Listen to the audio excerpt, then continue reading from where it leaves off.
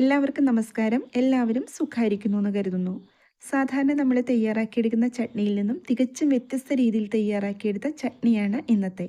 എന്തായാലും ട്രൈ ചെയ്തു നോക്കണം കേട്ടോ. അത്ര സ്വാദാണ് ഈ ഒരു ചട്നിക്ക്. ഇഡ്ലിയുടെ കൂടെയും അതുപോലെ തന്നെ ദോശ, മസാല ദോശ എന്തിൻ്റെ കൂടെ വേണമെങ്കിലും നമുക്ക് ഇത് കഴിക്കാം. അപ്പോൾ ഈ ഒരു റെസിപ്പി എങ്ങനെയാണ് തയ്യാറാക്കിയെടുത്തിരിക്കുന്നതെന്ന് വീഡിയോ എല്ലാവരും കണ്ടു നോക്കൂ. ഞാൻ സ്റ്റൗ ഓൺ ചെയ്തിട്ട് ഒരു ചീനച്ചട്ടി വെച്ചിട്ടുണ്ട്. ചേർത്ത് കൊടുത്തത് വെളിച്ചെണ്ണയാണ്. വെളിച്ചെണ്ണയിലേക്ക് 1 ടേബിൾ സ്പൂണോളം ഉഴുന്നുപരിപ്പും 1.25 ടേബിൾ സ്പൂൺ പൊട്ടുകടലയും കൂടി ചേർത്ത് കൊടുക്കുക. ചെറിയ തീയിൽ വെച്ചിട്ട് ഇത് നല്ല പോലെ ഒന്ന് റോസ്റ്റ് ചെയ്തെടുക്കുക. നമ്മുടെ ചാനലിൽ ഇതിനു മുൻപും ചട്നി റെസിപ്പീസൊക്കെ കുറച്ച് ഞാൻ അപ്ലോഡ് ചെയ്തിട്ടുണ്ട്. കാണാത്തവരൊക്കെ ഉണ്ടെങ്കിൽ കണ്ടു നോക്കൂ കേട്ടോ. ഡിസ്ക്രിപ്ഷൻ ബോക്സിൽ വീഡിയോസിൻ്റെ എല്ലാം ലിങ്ക് ഞാൻ കൊടുത്തേക്കാം. ഇത് ചെറുതായിട്ടൊന്ന് ഫ്രൈ ആയി വന്നിട്ടുണ്ട്. ഈ സമയത്ത് ഒരു സവാള ഇതിനകത്തേക്ക് ചേർത്ത് കൊടുക്കുന്നുണ്ട്. ചെറുതായിട്ടൊന്നും അരിയേണ്ട ആവശ്യമില്ല. ഈ ഒരു രീതിയിലൊന്ന് കട്ട് ചെയ്തെടുത്താൽ മതി. ചെറിയ തീയിലിട്ടിട്ട് ഒന്നും കൂടി നല്ല പോലെ വഴറ്റി യോജിപ്പിച്ചു കൊടുക്കുക.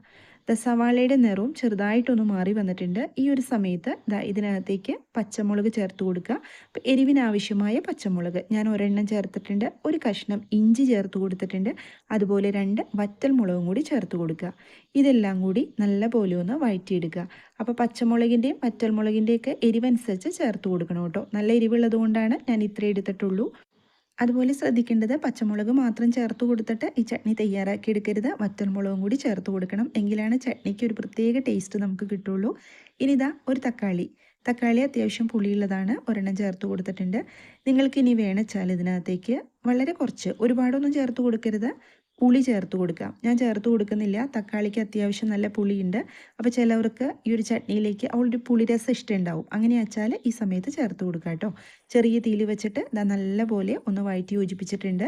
തക്കാളി ഒരുപാടങ്ങ് വഴണ്ടു പോകണ്ട. ഈ ഒരു പാകമാകുമ്പോൾ നമ്മൾക്ക് ഇതിനകത്തേക്ക് കുറച്ച് മല്ലിയില ഒരു കൈപ്പിടിയോളം എടുത്തിട്ടുണ്ട്. അതുപോലെ തന്നെ കുറച്ച് പുതിനയില വളരെ കുറച്ചേ ഞാൻ എടുത്തിട്ടുള്ളൂ. അതും കൂടി ചേർത്തിട്ട് ഒന്നും കൂടി ഒന്ന് വഴറ്റി കൊടുക്കുക. ഈ ഒരു ചട്നിയുടെ കളറ് 2 രീതിയിൽ നമുക്ക് തയ്യാറാക്കിയെടുക്കാം. മല്ലിയിലയും പുതിനയിലയും കുറച്ചും കൂടി കൂടുതൽ ചേർക്കുക വെച്ചാൽ ഈ ഒരു ചട്നിക്ക് ഒരു ഗ്രീൻ കളറായിരിക്കും കിട്ടുക. അപ്പോൾ ഇന്നത്തെ നമ്മുടെ ചട്നിയുടെ കളറ് ഒരു റെഡ് കളറാണ്. ഞാൻ പുതിനയിലയും മല്ലിയിലയും വളരെ കുറച്ചേ ചേർത്ത് കൊടുത്തിട്ടുള്ളൂ. ഇനി നാളികേരം, ചിരകിയെടുത്ത നാളികേരമാണ്, അല്പം ചേർത്ത് കൊടുക്കുക. ഇനി നാളികേരത്തിൻ്റെ കൊത്താണ് നിങ്ങളുടെ കയ്യിലുണ്ടെങ്കിൽ അത് ചേർത്ത് കൊടുത്താലും മതി കേട്ടോ.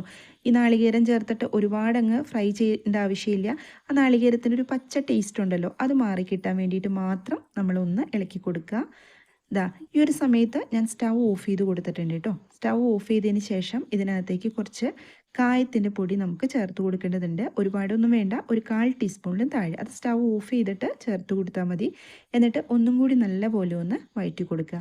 ഈ ഒരു സമയത്ത് നമ്മുടെ വീഡിയോ കണ്ടുകൊണ്ടിരിക്കുമ്പം സബ്സ്ക്രൈബ് ചെയ്യാതെ കാണുന്നവരുണ്ടെങ്കിൽ ഒന്ന് സബ്സ്ക്രൈബ് ചെയ്ത് സപ്പോർട്ട് തരണം കേട്ടോ. അതുപോലെ ലൈക്ക് ചെയ്യാനും കമൻറ്റ് ചെയ്യാനൊന്നും ആരും മറന്നു പോകല്ലേ. ബെല്ലൈക്കൺ ഒന്ന് പ്രസ് ചെയ്തിട്ട് ഓൾ എന്ന ഓപ്ഷൻ എനേബിൾ ചെയ്ത് വെക്കണേ. അപ്പോഴാണ് ഞാൻ അപ്ലോഡ് ചെയ്യുന്ന വീഡിയോസിൻ്റെ എല്ലാം നോട്ടിഫിക്കേഷൻ കിട്ടുള്ളൂ. ഇനി നമ്മൾക്ക് ഇത് സ്റ്റൗവിൽ നിന്നൊന്നും മാറ്റിയിട്ട് നല്ല പോലെ ആറിയതിന് ശേഷം അരച്ചെടുക്കാനുള്ളതാണ്. അപ്പോൾ ഞാൻ സ്റ്റൗവിൽ നിന്നൊന്ന് മാറ്റി കൊടുക്കുന്നുണ്ട്.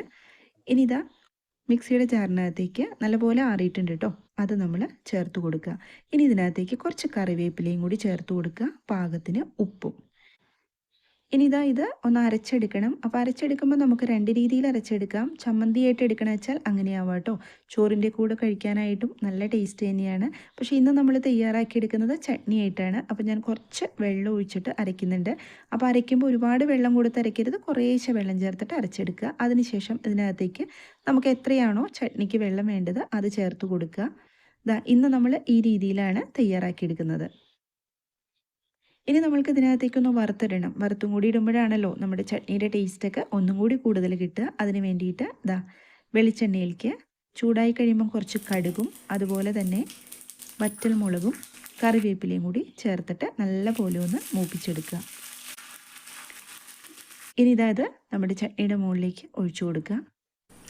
വളരെ രുചികരമായിട്ടുള്ള ചട്നിയാണ്. ഡിഫറെൻറ്റ് ടേസ്റ്റാണ് ഇതിന്. തയ്യാറാക്കി നോക്കൂ, എല്ലാവർക്കും ഇഷ്ടമാവും. തയ്യാറാക്കി നോക്കിയിട്ട് ഫീഡ്ബാക്ക് കമൻറ്റ് ബോക്സിൽ പറയണം കേട്ടോ. അതുപോലെ തന്നെ വീഡിയോ ഷെയറും കൂടെ ചെയ്ത് കൊടുക്കണം. മറ്റൊരു റെസിപ്പിയുമായിട്ട് വീണ്ടും കാണാം. എല്ലാവരും സന്തോഷമായിട്ടിരിക്കുക. Thank you.